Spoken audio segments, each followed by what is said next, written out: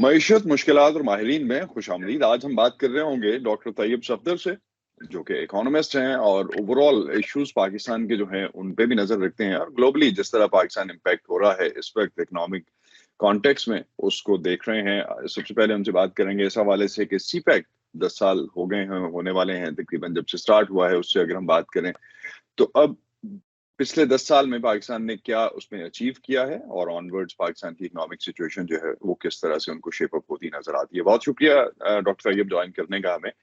सबसे पहले तो सीपैक के 10 साल पाकिस्तान ने क्या अचीव किया इनमें? बहुत शुक्रिया Asad, thank you for having me on your programme. 10 साल में असद हमने through CPEC there have been quite a few achievements. एक जो बिजली का बहरान था, एटलीस्ट सप्लाई साइड जो थी उसकी जनरेशन में, उसमें जो है खातिर खा you know there have been improvements over there. इसी तरह जो है डिस्ट्रीब्यूशन सिस्टम जो पहले थोड़ा नाकिस था उसमें भी थोड़ी इन्वेस्टमेंट आई है। in infrastructure, on the other hand transport में कुछ सड़कें बनी हैं। So there have been achievements during these past 10 years as far as CPEC is concerned. लेकिन बहुत सारे दूसरे जो स्ट्रक्चरल मसाइल हैं पाकिस्तान की इकोनॉमी में, उन स्ट्रक्चरल मसाइल की तरफ कोई तवज्जो नहीं दी गई है, विच इज़ प्रॉब्लमैटिक। एक बहुत बड़ा मसला और एक बहुत बड़ी तजवीज़ जो दी गई थी अंडर सीपैक वो ये थी कि जी हम जो इक्तिसादी कोऑपरेशन है बिटवीन चाइना एंड पाकिस्तान उसको जो है वो इंक्रीज करेंगे, and one of the main ways in doing this और to do this would have been through industrial development और इंडस्ट्रियल रिलोकेशन। तो आपकी जो मैन्युफैक्चरिंग है that was to be relocated from China to Pakistan. Sadly उस पे कोई जो है तवज्जो सब्सिक्वेंट गवर्नमेंट्स ने नहीं दी है। स्पेशल इकोनॉमिक जोन बनने थे, उन स्पेशल इकोनॉमिक जोन में हमें बताया गया था कि जी इन्वेस्टमेंट आएगी, जो चीनी फैक्ट्रियां चीन में बंद हो रही हैं बिकॉज और दे रीलोकेटिंग टू अदर कंट्रीज, क्योंकि चीन में जो है वो जो वेज रेट्स हैं वो ऊपर जा रहे हैं। Those factories have relocated yes, लेकिन और ममालिक में की हैं। बहुत सारे दूसरे ममालिक specially in south east Asia, मसलन Vietnam, Cambodia, even Bangladesh have received industrial investment from the Chinese. हम we've lagged behind, हम इस तरफ तवज्जो नहीं दे सके हैं। जो पीटीआई की गवर्नमेंट थी उसमें भी जो स्पेशल इकोनॉमिक जोन जो बनने थे सीपैक के अंडर 8 एक थे, उसमें से कोई एक तैयार नहीं है, अभी तक तैयार नहीं है। The first one was supposed to be राशिकाई जो कि खैबर पख्तूनख्वा में था, उसके ऊपर काम चल रहा है, दैट्स नॉट बीन कंप्लीटेड। इसी तरह जो बाकी थे धाबेजी में कराची के पास वो भी कंप्लीट नहीं हुआ है, और जो लाहौर जो फैसलाबाद में बनना था वो भी कंप्लीट नहीं हुआ। सो उस हिसाब से अगर आप देखिए तो successes have been there. Again मैं उनको सप्लाई साइड प्रॉब्लम्स डील करने का कहूँगा। मसलन बिजली बहुत बड़ा मसला था, उसमें जो है खातिर खा जो है पेशरफ्त हुई है। अगेन हमारे बहुत सारे अंदरूनी स्ट्रक्चरल मसाइल हैं जिसकी वजह से उस इन्वेस्टमेंट का पूरा इम्पैक्ट पॉजिटिव नहीं आ सका। जिसमें लेकिन जो आपने जो हवाला दिया कि जो फैक्ट्रीज मूव की हैं दूसरे मुल्कों में गई हैं, कंबोडिया, वियतनाम या बांग्लादेश में भी गई हैं, पाकिस्तान में नहीं आई, तो इसमें क्या पाकिस्तान की तरफ से इंफ्रास्ट्रक्चर अवेलेबल नहीं था, या वो भी चाइनीज ने खुद आके बनाना था और उसके बाद उनकी फैक्ट्रीज मूव करनी थी यहाँ पे? क्योंकि एक इकोनॉमिक कॉपरेशन की तो हम बात करते हैं, लेकिन ग्राउंड लेवल रियलिटी कुछ डिफरेंट है, उससे वो नहीं है जो अपेरेंटली हमें नजर आती है। जी बिल्कुल असद, ये आपने बहुत अच्छा पॉइंट रेज किया है। ये दोनों सो इट्स ताली जिस तरह कहते हैं ना दोनों हाथों से बचती है। It's both a supply side problem once again from the Chinese, और एक डिमांड साइड प्रॉब्लम है पाकिस्तान की तरफ से भी। इसमें जो मैंने जिस तरह गुजारिश की, जो स्पेशल इकोनॉमिक जोन बनने थे वो अभी तक जो है वो तैयार नहीं हुए हैं। उसमें जो इंडस्ट्रियल कोऑपरेशन का फ्रेमवर्क था वो that wasn't agreed between the two sides, वो भी आके कहीं 2022 में जो है वो फाइनली एग्रीमेंट हुई है।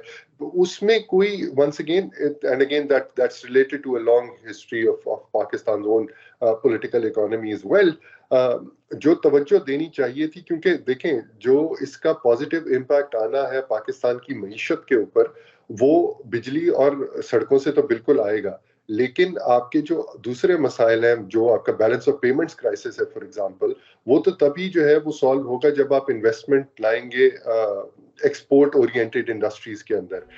تو یہ دونوں سائڈ سے پرابلم ہے. چائنیز سپلائی میں بھی پرابلم ہوا ہے, انویسٹمنٹ ہیزنٹ بین فورتھ کمنگ, اگین اس کے بھی بہت سارے وجوہات ہیں. ہماری security situation is part of it. There is a reticence from the Chinese to relocate to Pakistan. اس میں سیاسی حالات بھی ہیں, the uncertainty that you have politically, اور ڈیمانڈ سائڈ جس طرح میں نے کہا, ڈیمانڈ سائڈ پہ بھی بہت سارے جو ہے مسائل ہیں. طیب ایک چیز جس طرح سے آپ ذکر کر رہے ہیں کہ اسٹرکچرل ایشوز ہیں پاکستان میں, اکنامک خاص طور پہ سپلائی والی سائڈ پہ جو ایشوز ہیں, لیکن ایک جنرل پرسیپشن یہ ہے کہ کچھ ٹھنڈا نہیں ہو گیا یہ پروجیکٹ اس طرح جس طرح سے ایک بہت ہائپ کے ساتھ شروع ہوا, اور اب خاص طور پہ ہم جب دیکھ رہے ہیں کہ دوسرے ممالک کے ساتھ جو بیلٹ اینڈ روڈ انیشیٹو میں چائنا کے پارٹنرز بن سکتے ہیں, وہاں ہم زیادہ ایگریسو سٹانس دیکھ رہے ہیں. پاکستان جس طرح سے کلیم ہمیشہ سے کرتا ہے, اس طرح کے کلیمز کہیں مٹیریلائز ہوتے نظر نہیں آتے. آپ نے ان کا ذکر تو کر دیا, لیکن یہ جو ایک پرسپیکٹو اس لحاظ سے اگر ہم اس کو دیکھنا چاہیں, جو ایک پرسیپشن ہے کچھ ٹھنڈا ہو گیا پروجیکٹ. جی بالکل, I think your perception is right. اور اس میں وہی جس طرح میں نے آپ کو گزارش کی کہ آپ نے جو لو ہینگنگ فروٹ تھے وہ تو آپ نے جو ہے وہ you work on them, right. So آپ نے بجلی کا آپ کا مسئلہ تھا, بجلی پہ there was an elite consensus in Pakistan کہ اچھا یار بجلی کا جو ہے وہ ہم نے مسئلہ حل کرنا ہے. تو آپ نے جو ہے وہ over the last 5 years P M L N کی حکومت جو پچھلی تھی 2013 سے 2018 میں, اس میں آپ نے اس کے اوپر بہت خاطر خواہ جو ہے وہ کام دیکھا, اس کے اوپر بہت زیادہ جو ہے وہ توجہ دی گئی, اس کو ڈیل کیا گیا. کچھ خان صاحب کی حکومت میں سلو ڈاؤن ہوا انیشلی بہت زیادہ, پھر اس کے بعد جو ہے وی سو سم ڈیلز ڈیمز کی, but again that's only the power sector. جو باقی آپ فرما رہے ہیں وہ بالکل that's perfectly true کہ there has been an overall. اس میں کوئی اس میں اس پوری ڈیل میں آئی ایم ایف یا امریکہ کا کوئی رول ہے؟ بیکاز ایک سرٹن اس لحاظ سے بھی کمنٹس آتے ہیں.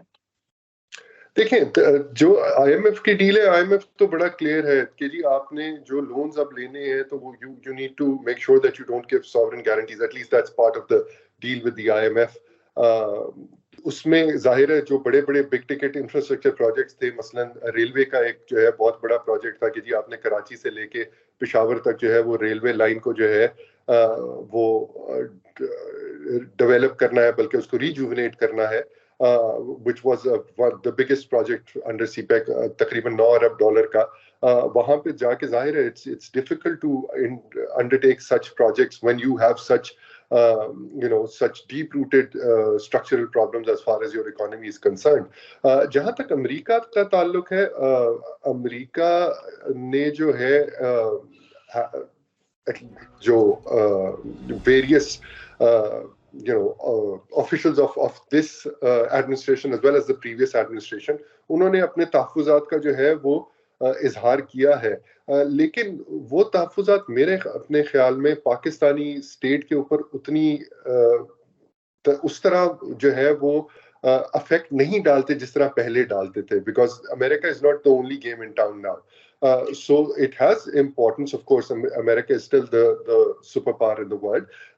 But in terms of the economic implications for countries like Pakistan, that sort of pressure is not the same as it was, a decade or so earlier. اگر آپ اس کو ڈم ڈاؤن کر سکیں میری آڈینس کے لیے کہ اس کو بھی سمجھ آئے کہ ہم کیا بات کر رہے ہیں, کہ امریکہ کا آپ کہہ رہے ہیں کہ اتنا ایک کردار نہیں رہا پاکستان میں یا پاکستان کی سیاست میں یا اس پورے خطے میں جتنا اس سے پہلے ہو سکتا تھا, اور چائنا جو ہے وہ شاید, اور پاکستان شاید اتنی ان کی مرضی نہیں مان رہا. آپ یہی کہنا چاہ رہے ہیں اسی کانٹیکسٹ میں؟ جی بیسیکلی اس کے بھی دو پہلو ہیں سر. ایک ہے آئی ایم ایف میں سب سے زیادہ جو ہے کردار ابھی بھی امریکہ کا ہے. سو اس حساب سے آئی ایم ایف کا پیسہ ایکسس کرنے کے لیے ضروری ہے کہ امریکہ کے ساتھ آپ کے تعلقات جو ہے وہ اچھے ہوں. So that's one aspect of it. دوسرا جو ہے وہ امریکہ, چین اور پاکستان, یہ اگر ہم ٹرائیکا کے طور کے اوپر اس کو دیکھیں تو America is still important, America still extremely important as far as Pakistan is concerned. لیکن امریکہ کی جو as a source of capital, for example اگر ہم اس کے فارن ڈائریکٹ انویسٹمنٹ کی فگرز دیکھیں تو 2002 سے لے کے 2012 تک امریکہ سب سے بڑا انویسٹر تھا پاکستان میں. Since CPEC was launched 2015 में, that has been replaced by China. So as far as the source of capital is concerned, चीन जो है वो सबसे जरूरी जो है source of capital बन चुका है. लेकिन सबसे बड़ी मार्केट तो अभी तक अमेरिका ही है पाकिस्तान. बिल्कुल, and that is where that balancing act needs to be there for the Pakistanis. But again, जो अमेरिका के तहफ़्फ़ुज़ात हैं वो हम हर किसी के तहफ़्फ़ुज़ात होने चाहिए, because I don't think that there's a debt trap as far as CPEC or the BRI is concerned. लेकिन it does raise problems as far as your overall debt sustainability is concerned. और जिस तरह मैंने गुजारिश आपसे पहले की, उसका बहुत ज़्यादा जो ताल्लुक है वो पाकिस्तान के अंदरूनी स्ट्रक्चरल मसाइल से है, as opposed to anything that the Chinese have done. तो अभी अगर हम जो मैन्युफैक्चरिंग की बात कर रहे हैं, लार्ज स्केल मैन्युफैक्चरिंग खास तौर पे, और उसमें किरदार चाइनीज का काफी हद तक समझ आता था कि वो प्ले करेंगे, जो कि टेक्निकली नहीं हुआ, जो भी सिचुएशन उसकी रही. लेकिन 25% इस वक्त जो है वो डाउन साइड है अगर हम सिर्फ लार्ज स्केल मैन्युफैक्चरिंग के नंबर्स देखते हैं, गुज़िश्ता 10 मंथ्स नंबर्स जो कि अवेलेबल हैं अब तक.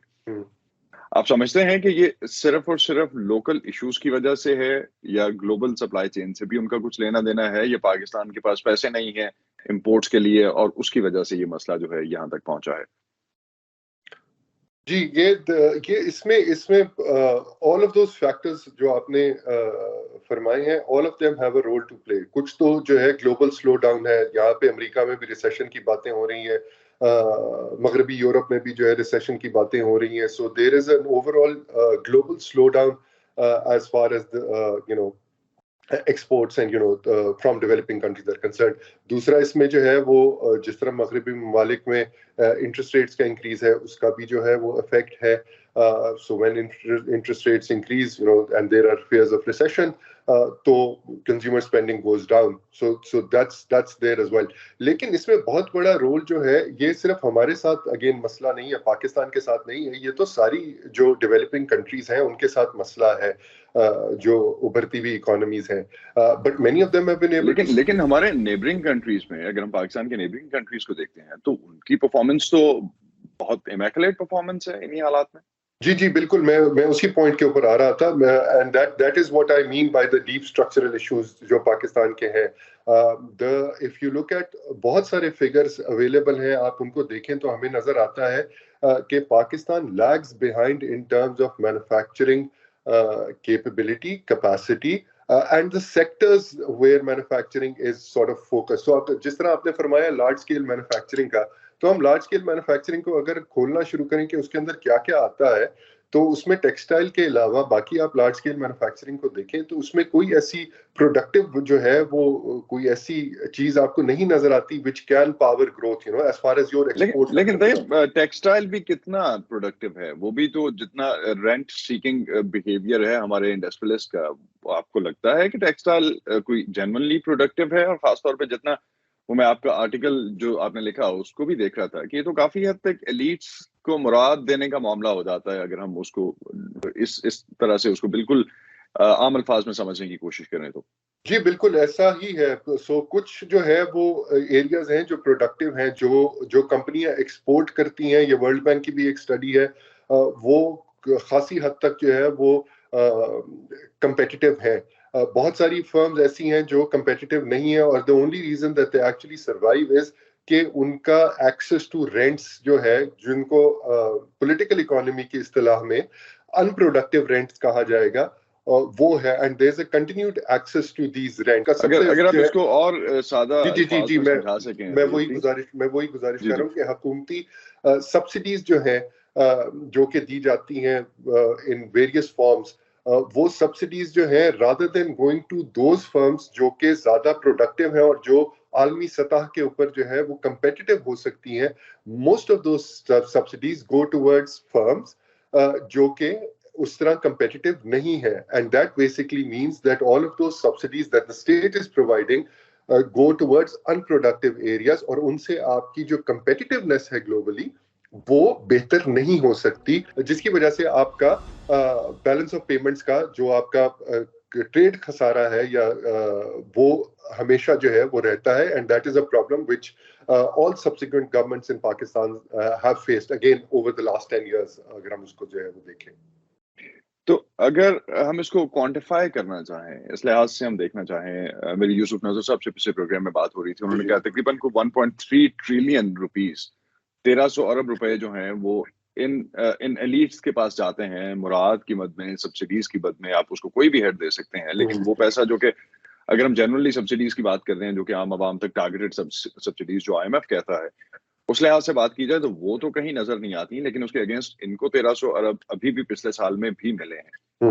آپ سمجھا سکتے ہیں ہماری آڈینس کے لیے بھی کہ کس طرح سے ان تک یہ ٹرانسلیٹ ہوتا ہے, کیسے پہنچتے ہیں اور کس طرح سے اویل کی جاتی ہے یہ سبسڈی ان کے لیے؟ دیکھیں, خان صاحب کی حکومت میں ایک جو طریقہ تھا, one of the ways in which these subsidies are provided is جس طرح آپ کی پچھلی حکومت میں جو الیکٹریسٹی کی ریٹس ہیں اس کو کیپ کر دیا جاتا ہے, جو آپ کو گیس سپلائی جو ان پٹس ہیں اس کو کیپ کر دیا جاتا ہے تاکہ ان کی قیمت جو ہے وہ زیادہ اوپر نہ جائے.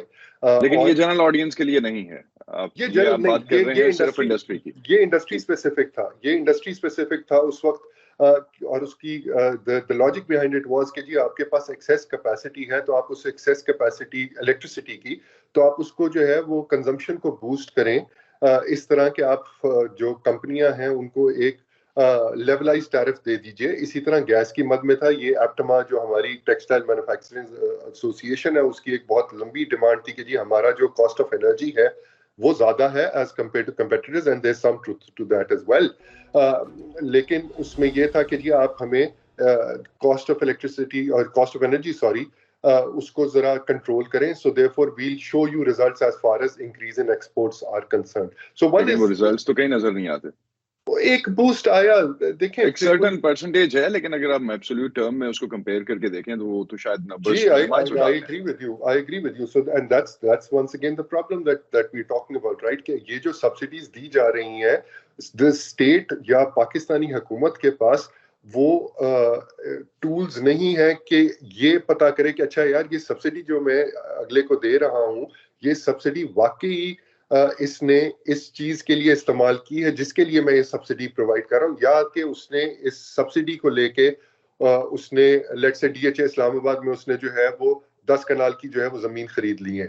And that's a persistent problem that we've seen in countries like Pakistan, کہ اس کی جو حکومت ہے اس کی کیپیسٹی ٹو انشور کہ یہ جو میں پیسہ اس کو دے رہا ہوں کسی بھی مد میں وہ پیسہ ایکچولی انویسٹ ہو رہا ہے یا اسی چیز میں لگ رہا ہے جس چیز میں چاہتا ہوں. تو اس میں کیا پالیسی میں فلا ہے, کوئی پالیسی ڈاکومنٹ جو ہے اس میں فلا ہے, یا امپلیمنٹیشن کے لیے ول نہیں ہے, یا ٹولز نہیں ہیں؟